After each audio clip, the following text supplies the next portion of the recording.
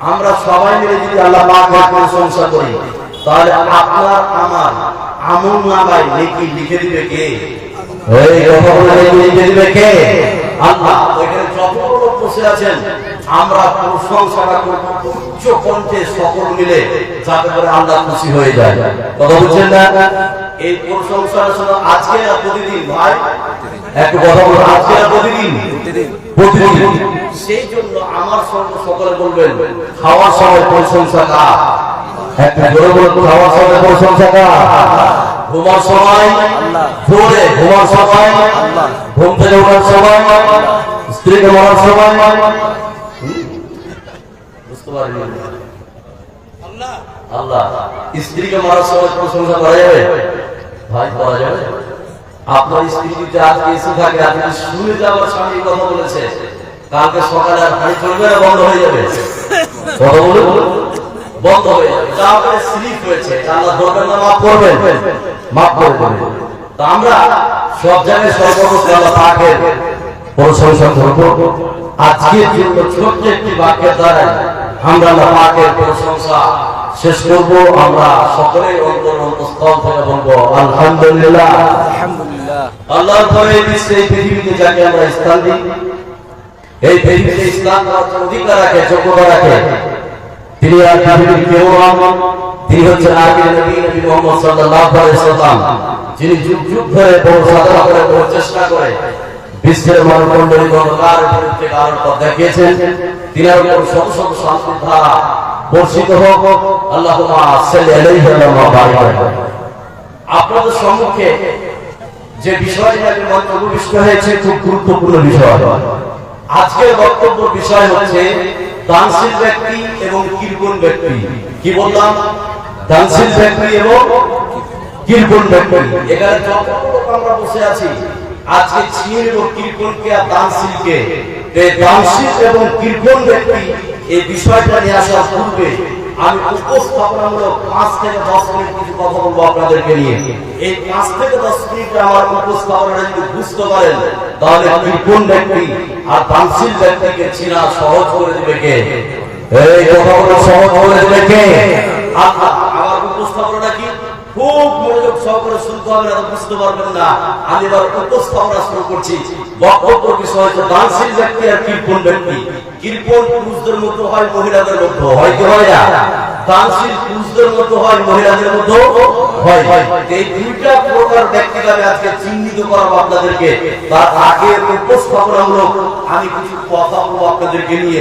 আপনারা এক মনোযোগ সহকারে শুনুন, তাহলে আপনারা বুঝতে পারবেন। সেটা কি? নাম্বার 1, বিশ্বনবী বলেছেন তোমরা 4টি সময় দান করবে। কয়টি সময় বললাম? 4টি সময়। ওই বাপ, ওই গামছাকে বলেন তো একটু। বাপ, কি ব্যাপার? গল্প শেষ হলো? হ্যাঁ, সোজা বসেন, বয়স হয়ে গেছে, এবার শুনুন। তো বিশ্বনবী বলেছেন তোমরা 4টি সময়ে দান করবে। কয়টি সময় বললাম? 4টি সময়। ক্লাসের মতো করে বুঝুন, যতক্ষণ শুনবেন। আর যদি না শুনেন তো বাড়ি গিয়ে ঘুমাবেন, লাভ দিবেন। এখানে কাকে একটু বুঝতে পারলেন কি পারলেন না, এরকম করিবেন না যে কাউকে ঘোড়া মারবো, গল্প করবো, ফোন আর কিছু, এটা করিবেন না। যতক্ষণ শুনবেন মনোযোগ সহকারে শুনুন, তো বাড়ি গিয়ে ঘুমান। বেশি রাত বেশি শরীরের কাজ করেন। কথা বলছেন না? এবার চলুন। তো বিশ্বনবী বলছেন যে 4টা সময় দান করবে। কয়টা সময়? 4টা সময়। এই 4টা সময় কোন নারী পুরুষ যদি দান করতে পারে, এই দানটা হবে শ্রেষ্ঠ দান। এই দানটা কি? শ্রেষ্ঠ দান। 4টি সময়। সেটা কি? নাম্বার 1, বিশ্বনবী বললেন যখন তুমি পুরোপুরি সুস্থ, তখন তুমি দান করে দাও।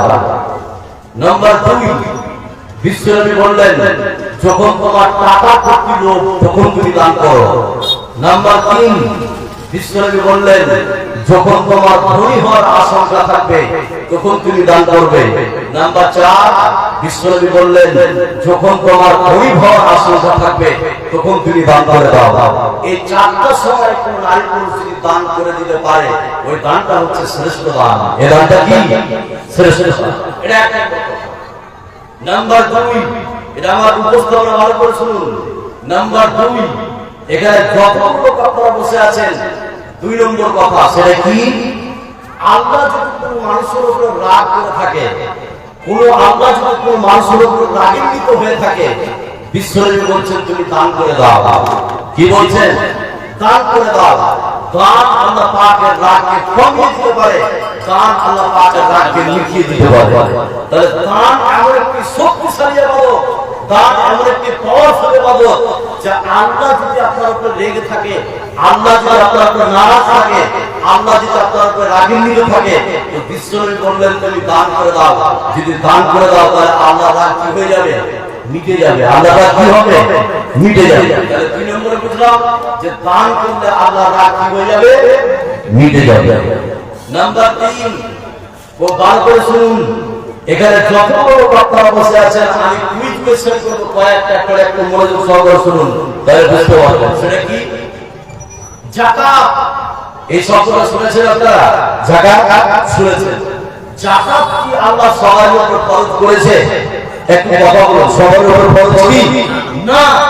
যারা বিত্তশালী, ধনী, যাদের টাকা পয়সা আছে, তার উপর যাকাতকে ফরজ করে দিয়েছে কে?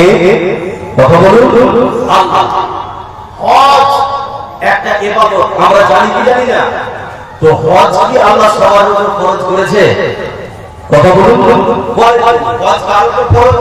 বিত্তশালী, ধনী, যার টাকা পয়সা আছে, তার উপর হজকে ফরজ করে দিয়েছে কে? আল্লাহ। আর একজন গরীব, ফকির, মিসকিন, যারা পেট কাটে, তার উপর হজ ফরজ নয়। একজন গরীব, ফকির, মিসকিন, তার উপরে যাকাত ফরজ, কথা বলুন, নয়। আরেকটা কথা শুনুন, খুব ভালো করে শুনুন। বিশ্বনবী বললেন আলা কুল্লি মুসলিম সাদাকা। বিশ্বনবী বললেন যে প্রত্যেকটা মুসলিম, প্রত্যেকটা নরনারীকে দান করতে হবে। কি করতে হবে? দান করতে হবে। সাহাবায়ে কেরাম বিশ্বনবীকে বললেন ইয়া রাসূলুল্লাহ, যদি তার কাছে টাকা পয়সা না থাকে তাহলে কিভাবে দান করবে? বিশ্বনবী দ্বিতীয় পর্বে বললেন যে অন্যের বাড়িতে কাজ করবে, কাজ করে যা উপার্জন করবে তা থেকে নিজের সংসার চালাবে এবং ও থেকে কিছু আল্লাহর রাস্তায় কি করবে? দান করবে। এবার সাহাবায়ে কেরাম বিশ্বনবীকে বললেন ইয়া রাসূলুল্লাহ, সেই ব্যক্তি যদি কাজ করতে না পারে তাহলে কি করবে? বিশ্বনবী বললেন যে বিপদগ্রস্ত মানুষকে সহযোগিতা করবে। সেটা কেমন? একজন টোটো চালিয়ে যাচ্ছে বা রিকশা চালিয়ে, রিকশাটা বেঁধে গেছে, আপনি ওই জায়গায় ঠেলে একটু উঠিয়ে দিলেন, ওই কাজটা যদি আপনি করেন সেটাকে দান হিসাবে কবুল করে নেবে কে? আল্লাহ।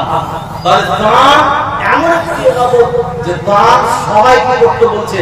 যে গরিব তাকেও দান করতে বলছে, যে মুচি তাকেও দান করতে বলছে, যে টোটো চালক তাকেও দান করতে বলছে, যে বুড়ি চালক তাকেও দান করতে বলছে, যে আপনার রাজমিস্ত্রি, যে আপনার দিন মজুরি করে খায়, যে ধনী, যে মধ্যবিত্ত, সবাইকে দান করার কথা বলে দিচ্ছেন কে? এই কথাগুলো দান করার কথা বলে দিচ্ছেন কে? আল্লাহ। সবাই দান করতে পারবে, এই অপশনটা আল্লাহ পাক আপনার আমার জন্য রেখে দিয়েছেন। এর প্রমাণ এবার একটা আয়াত বলছে, খুব ভালো করে শুনুন, তাহলে বুঝতে পারবেন। এটা আমার উপস্থাপনার কয়েক মিনিট আপনার দানশীল ব্যক্তি আর কৃপণ ব্যক্তিকে আপনার কাছে ছিনিয়ে যাব। এবার চলুন, দানের জন্য সবাইকে আল্লাহ পাক বলেছেন, ধনী, গরিব, বিত্তশালী, ফকির, সবাইকে দান করতে বলেছে। আয়াতটা বললে আপনি বুঝতে পারবেন। এবার এক শেয়ার করুন, খুব মনোযোগ সহকারে শুনুন, তাহলে বুঝতে পারবেন। আল্লাহু আকবার। الذين ينفقون في السراء والضراء والكاظمين الغيظ والعافين عن الناس والله يحب المحسنين। আল্লাহ রাব্বুল আলামিন বলেন, তোমরা সচ্ছল অবস্থায় দান করো, অসচ্ছল অবস্থায় দান করো, গরিব অবস্থায় দান করো, ধনী অবস্থায় দান করো, যেমন অবস্থায় তুমি থাকো না কেন আল্লাহ রাব্বুল আলামিনের রাস্তায় দান করে দাও। এই দান করার ব্যাপারে আল্লাহ রাব্বুল আলামিন সব শ্রেণীর মানুষকে রব্বুল আলামিন করে দিয়েছে। বলুন সুবহানাল্লাহ। ধনী হও, গরিব হও, মধ্যবিত্ত হও, ছোট চালক হও, বুড়ি চালক হও, দান করার কথা বলে দিচ্ছেন কে? এই কথা দান করার কথা বলে দিচ্ছেন কে? আল্লাহ। এবার একটু খেয়াল করুন, তাহলে বুঝতে পারবেন একটা হাদিস, খুব দামি একটা হাদিস বলতে শুনলে অবাক হয়ে যাবে। ধনী অবস্থায় দান, গরিব অবস্থায় দান করতে বলছেন আল্লাহ। আপনি ধনী আছেন 20,000 দিবেন, গরিব আছেন 1 টাকা দিবেন। কথা বলছেন না? এবার দেখুন সাহাবারা ধনী অবস্থায় দান করেছিলেন এবং অনেক সাহাবী গরিব ছিল। এই গরিব অবস্থায় সাহাবারা কি করেছিলেন? দান করেছিলেন। এবার একটা হাদিস বলছে, এদিকে খেয়াল করুন, তাহলে আপনি বুঝতে পারবেন একটা ঘটনার মাধ্যমে যে সাহাবারা ধনী অবস্থায় দান করেছিল, গরিব অবস্থায় দান করেছিল, সচ্ছল অবস্থায় দান করেছিল, অসচ্ছল অবস্থায় দান করেছিল। সেটা কেমন? একটা খেয়াল করতে বুঝতে পারবেন।